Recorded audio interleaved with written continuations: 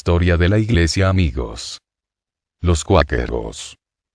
Segunda parte. Conviene que veamos más acerca de los orígenes de la Iglesia evangélica, amigos. Como mencionamos en el primer video, el fundador, humanamente hablando, fue un siervo del Señor llamado Jorge Fox. Para esto tomaremos fragmentos del diario de Jorge Fox, para poder comprender mejor los orígenes de la Iglesia, amigos. Lo cual respaldaremos con la palabra de Dios. Leamos una porción de la historia de los cuáqueros. Para que todos puedan conocer los tratos espirituales que el Señor tuvo conmigo, y los varios ejercicios, pruebas y aflicciones a través de los cuales me hizo pasar con objeto de prepararme para la misión a que me había destinado, haciéndome así capaz de cumplirla y de admirar su infinita sabiduría y bondad, creo que será bien, antes de que proceda a la narración de mis andanzas al servicio de la verdad, mencionar brevemente cómo fue mi juventud y cómo empezó y continuó gradualmente en mí la obra del Señor, ya desde mi infancia. Nací en el mes llamado de julio de 1624, en Drayton-in-the-Clyle, Leicestershire. Mi padre, que era de oficio tejedor, se llamaba Cristóbal Fox. Hombre honesto que llevaba en sí la semilla de Dios y que era llamado por sus convecinos el justo Cristóbal. Mi madre, mujer de espíritu recto, se llamaba de soltera María Lago, de la familia de los Lagos y de casta, de mártires. Siendo yo todavía muy joven, era ya de una gravedad y firmeza de pensamiento y de espíritu poco usual en los niños. De manera que cuando veía a los hombres comportarse entre ellos de un modo ligero y depravado, gran disgusto sentía de ello en mi corazón y me decía interiormente: si jamás llegas a ser hombre, es seguro que no harás como ellos hacen ni serás depravado. Cuando llegué a los 11 años de edad, supe lo que era pureza y equidad, porque mientras niño me fue enseñado cómo debía de hacer para mantenerme en la senda de la virtud. El Señor me enseñó a ser fiel en todo y a comportarme fielmente, interiormente con Dios y exteriormente con el hombre, y a tomar el sí y el no de todas las cosas, porque el Señor me mostró que si bien las gentes del mundo llenan su boca de falsedades, variando continuamente sus palabras, yo debía de pronunciarme sí o no en todas las cosas, debiendo de ser mis palabras pocas, llenas de vida e inspiradas en la gracia. Tampoco debía yo de comer y beber sensualmente, sino solamente lo necesario para conservar la salud, usando para ello de las criaturas a su servicio, como de sirvientes en su debido lugar, para gloria de el que las ha creado. Las criaturas ocupan su lugar en su propio pacto, y habiendo sido yo criado en el pacto, como santificado por la palabra que fue en el principio y por la cual todo se sostiene, existiendo así la unidad en la creación. Mucho podríamos hablar de estas cosas, pero solo queremos dar un resumen de lo más relevante de la historia de la Iglesia, amigos. A Jorge Fox le calumniaron de brujo en varias ocasiones, esto porque no encontraban cómo poder cerrar su boca para que la verdad no se difundiera. En otras ocasiones le golpearon con palos hasta el punto de dejarlo inconsciente. Injustamente lo enviaron a prisión solo por no presentar juramento, de lo cual podemos ver un fragmento de esto en la historia. Leamos. A pesar de ello, endureciendo su corazón, hizo que, en presencia del jurado, me leyesen el juramento. Y cuando lo hubieron leído me preguntó si quería o no prestarlo. Entonces yo respondí: me habéis dado un libro, para que lo bese y jure sobre él. Y este libro, que me habéis dado para que besara, dice: besad al Hijo. Y el Hijo dice: no jurad. Como también lo dice el apóstol Santiago. Y ahora sucede que, por decir yo como dice el libro, me encarceláis. ¿Cómo será que no encarceléis también al libro por decir lo que dice? ¿Cómo es que tenéis al libro en libertad, el cual me advierte a no jurar, y me encarceláis a mí por hacer como el libro me manda? ¿Por qué no encarceláis al libro? Mientras así les hablaba, levantando en mi mano el libro abierto, por el lugar donde está escrito que Cristo prohíbe jurar, me lo arrebataron de la mano.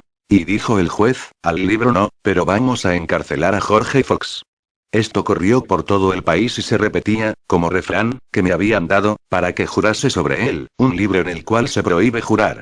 Y que mientras la Biblia estaba en libertad, estaba yo encarcelado por hacer como la Biblia dice. Entre las posturas que los cuáqueros sostenían podemos ver las siguientes. Leamos un fragmento de la historia de los amigos.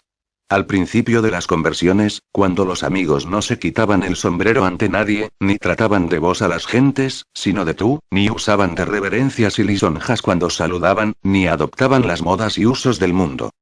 De lo cual dice la palabra de Dios. Primera de Juan 2.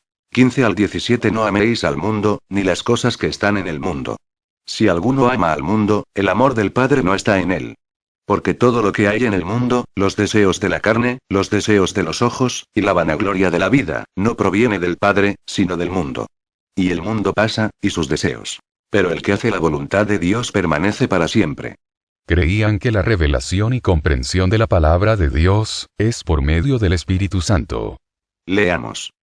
Mas a medida que el hombre pasando por el Espíritu y poder de Dios llega a Cristo, que cumple las imágenes, símbolos, sombras, promesas y profecías que fueron de él, y es guiado por el Espíritu Santo a la verdad y sustancia de las Escrituras, reclinado en el que es el autor y fin de ellas. Entonces es cuando son leídas y comprendidas con provecho y gran deleite. De lo cual dice la palabra de Dios al respecto. Primera de Juan 2, 27. Pero la unción que vosotros recibisteis de él permanece en vosotros, y no tenéis necesidad de que nadie os enseñe. Así como la unción misma os enseña todas las cosas, y es verdadera, y no es mentira, según ella os ha enseñado, permaneced en él. Es por eso que los cuáqueros no creían en seminarios. Leamos otro fragmento de su historia. Otra vez, mientras andaba paseándome por el campo un primer día por la mañana, el Señor me reveló que haber estudiado en un seminario no era suficiente para que un hombre pudiera ser calificado de ministro de Cristo, ni le daba las aptitudes necesarias para ello. Esto me extrañó por ser contrario a la creencia general de la gente. Mas lo vi tan claro como el Señor me lo mostró, y sintiéndome satisfecho, admiré su bondad por haberme revelado aquella mañana semejante cosa. Este fue rudo golpe para el ministerio de Stephens, ya que haber estudiado en un seminario no es suficiente para hacer apto a un hombre para ser ministro de Cristo. Pero mis parientes estaban muy disgustados de que yo no quisiera ir con ellos a oír al sacerdote, prefiriendo en cambio irme solo al campo con mi Biblia. Yo les pregunté. ¿No dijo el apóstol a los creyentes, la unción que habéis recibido de él, mora en vosotros y no tenéis necesidad que ninguno os enseñe, pues la unción misma os enseña todas las cosas? Bien sabían que esto estaba en las Escrituras y que era cierto y, sin embargo, les afligía que no me dejara sujetar sobre este punto de ir con ellos a oír al sacerdote. Viendo que ser un verdadero creyente era otra cosa de como ellos lo veían, no era posible que pudiera unirme a ellos ni a los que de ellos disentían. Así fue que siendo extraño a todos, confiaba en todo en Jesucristo. Otra vez me fue revelado que el Señor, autor del mundo, no moraba en templos hechos por la mano del hombre. Al principio esto me pareció raro porque tantos sacerdotes como seglares acostumbran a calificar sus templos e iglesias de mansiones de temor, de lugares sagrados y de templos de Dios. Mas el Señor me mostró, de manera que yo lo viera claramente, que Él no mora en esos templos que el hombre manda construir y construye, sino en el corazón de los hombres. Y Esteban y el apóstol Pablo dan testimonio de que Él no ha morado en templos edificados por el hombre, ni aun siquiera en aquel que una vez mandó edificar, ya que Él mismo lo destruyó. Su pueblo es su templo y Él mora en su pueblo. Creían que la santidad debe ser parte de la vida de todo cristiano. Leamos otro fragmento de la historia. Pero por más que yo dijera, les era imposible oír hablar de pureza, y de victoria sobre el pecado y el diablo, porque decían que no podían aceptar que se pudiera ser libre de pecado a este lado de la sepultura. Y en vista de esto les pedí que se dejasen de charlar sobre las Escrituras, que eran las palabras de los hombres santos, mientras estaban abogando por lo que no era santo. Otra vez, vinieron unos sacerdotes que también empezaron a abogar por el pecado, y yo les pregunté si tenían esperanza, a lo que me contestaron sí. Pero que Dios nos libre de perder la esperanza. Entonces volví a preguntar, ¿qué esperanza es esa que vosotros tenéis? ¿Es Cristo en vosotros la esperanza de vuestra gloria? ¿Os purifica ello como Él es puro? Pero no quisieron ceder en lo de volver a ser puros en la tierra, y entonces les dije absteneos de hablar de las Escrituras, que son las palabras de los hombres santos, los cuales abogaron por la santidad en el corazón, en la vida y en la convivencia, aquí. Mas abogando vosotros por la impureza y el pecado, que es del diablo, ¿qué tenéis vosotros que ver con las palabras de los hombres santos? Para respaldar esto que declaró Jorge Fox.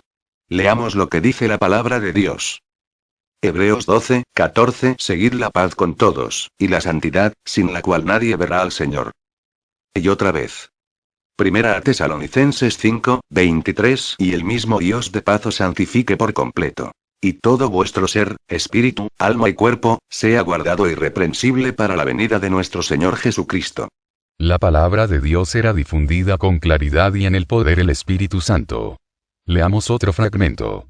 Entonces subí al castillo, a junta de los soldados que estaban tocando el tambor, llamando a la guarnición que se reuniera.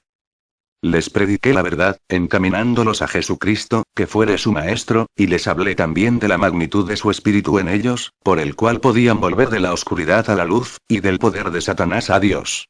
Les advertí que no debían usar de la violencia con ningún hombre, sino dar pruebas de una vida cristiana, diciéndoles que él, que sería su Maestro, los condenaría si le desobedecían. Luego los dejé no habiendo encontrado en ellos oposición alguna, excepto en los sargentos, que después también se convencieron. Llegó el día en que Jorge Fox llegó al final de su jornada, y partió a la presencia del Señor. La noticia se difundió por todos lados. Queremos terminar esta breve historia con una carta escrita por William Penn a la esposa de Jorge Fox. Leamos. Dedicó otra carta a los amigos en el ministerio, que se habían ido a América, y su última, fechada en Londres, el día 10 del 11º mes de 1690-91, la escribió para los amigos en Irlanda. Las escenas póstumas del peregrinaje de Jorge Fox en esta tierra, están escritas, de un modo inmejorable, en las cartas siguientes. Una escrita el día 13 del mes 11º, enero, de 1690-91, el día de su muerte. Y la otra, el día 16, el día de su entierro en el cementerio de los amigos cerca de Bunny Fields.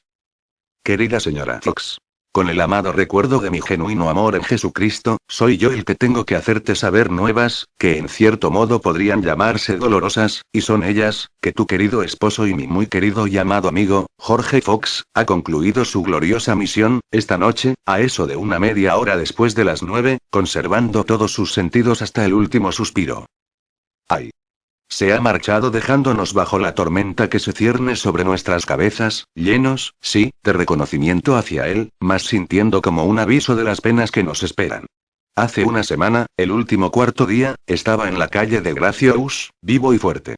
Mas anteayer, el último primer día, se quejó, después de la reunión, de un ataque interno, y permaneció acostado, desde entonces, en casa de Enrique Goldney, donde nos dejó. Mi alma está profundamente afligida, por esta grande e inesperada pérdida.